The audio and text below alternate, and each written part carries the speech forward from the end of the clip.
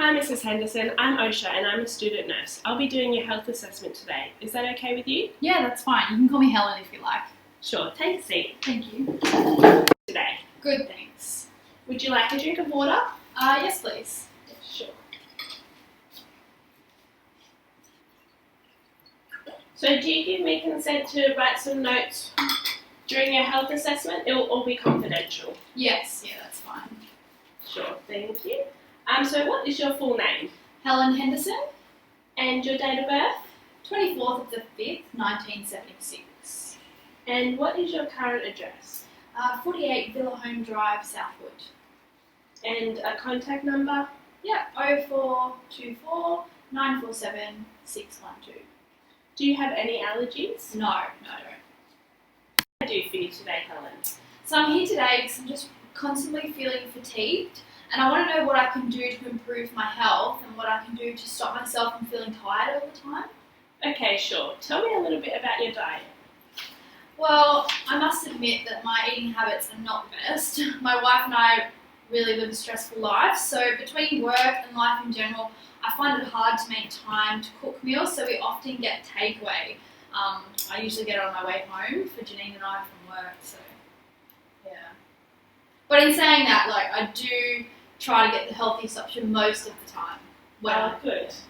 Well, it's clear that you understand the difference between good and bad eating habits and the repercussions of a bad diet. Not only can it cause fatigue, but it can also cause obesity, being overweight, decay, tooth decay, high blood pressure, high cholesterol, heart disease, many cancers, depression, eating disorders, the list goes on really. In saying that, I'm glad you made this appointment to discuss your eating habits before you really got more serious. How many times a week do you eat fast food, like pizza and snacks and stuff? Probably about 6 to 7 times a week amongst lunches and dinners. And how many servings of fruit and vegetables do you eat a day? About 1 to 2. And what about exercise? Do you partake in any exercise? Yeah, not a lot. I walk about 10 minutes to and from the bus stop every day to work, but that's about it. That's okay. It's never too late to start exercising and changing bad eating habits. Alcohol consumption.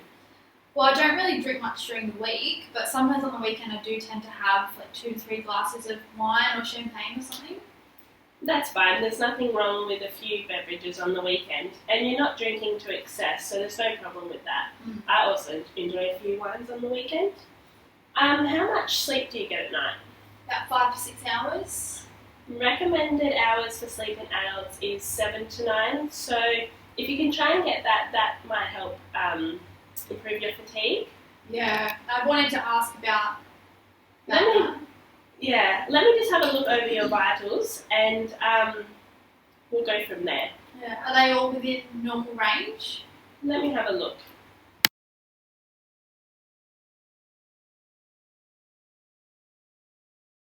I can see your oxygen saturations are 99, which is good. Temperature is 36.4, which is normal. Respiratory rate is normal, and your heart rate is normal. Your blood pressure is measuring in the hypertension stage 2 range, which means it is high, and your weight is measuring within the high health risk range. You are over the optimum health for your height, so losing weight would be a good idea. Making healthy lifestyle choices such as maintaining a healthy weight and eating healthy will reduce your risk of diseases such as type 2 diabetes and heart disease by as much as 80%. So, and it will also help with your fatigue and tiredness as well. Yeah, that's a bit worrying. Oh, there's no need to worry. Like I said, with some adjustments to lifestyle and eating habits, you can definitely bring your weight back down and put your blood pressure on track and back within normal ranges. Okay, well that's good. I do feel a bit better about it now. So what can I actually do to improve this?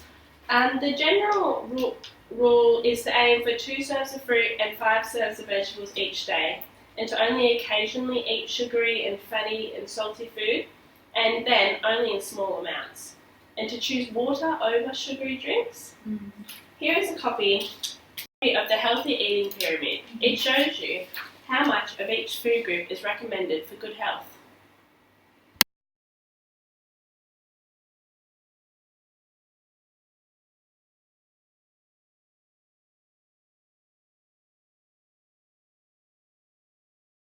with your time management, have you ever thought of meal prep? You cook your meals 1 or 2 times a week and you freeze them. This is a good way to eat healthy, home-cooked meals every night of the week.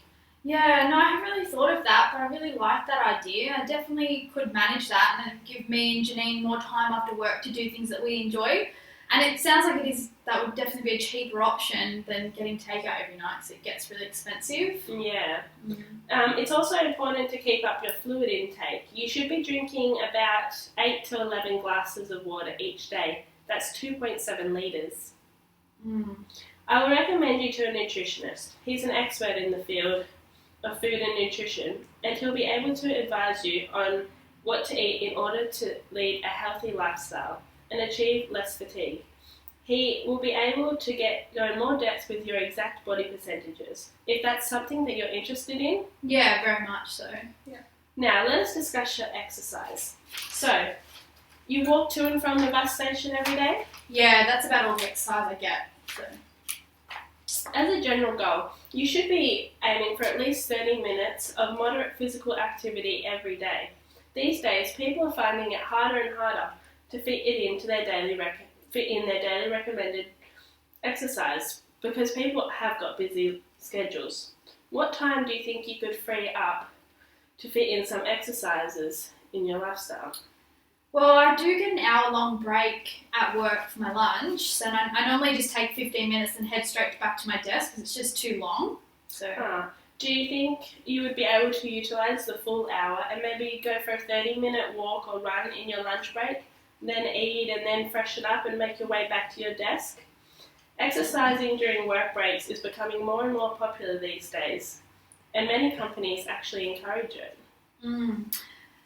Well, I do like the idea of exercising in my lunch break, and there actually is a gym nearby our office that a few of my co-workers go to, so I might have to sign up for that and I could start going. Either way, yeah, I have to fit it into my schedule to help improve definitely my fatigue and my weight loss.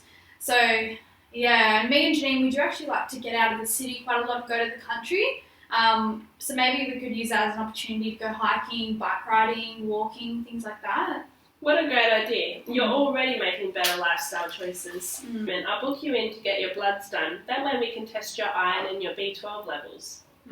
So, do you feel like you have the correct information and techniques to make better lifestyle choices and eating habits? Yeah, I do. I really feel like you've helped me understand how to make better lifestyle choices to lead a healthier life.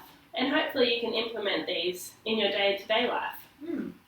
Do you have any more questions? No, I think you've covered all of my concerns today. I'll print out a letter for the nutritionist and I'll put their number on the front. He'll be able to measure your exact body fat and fluid percentages and work with you to achieve a common goal. An appointment for a week's time and we can go over your bloods and everything and touch base with how you're going. And if you need further investigation into your health regarding your fatigue. Yeah, that would be great. Yeah, thanks so much. So I'll see you soon then. We'll see you then. All right, thank you. Have a good afternoon. You too.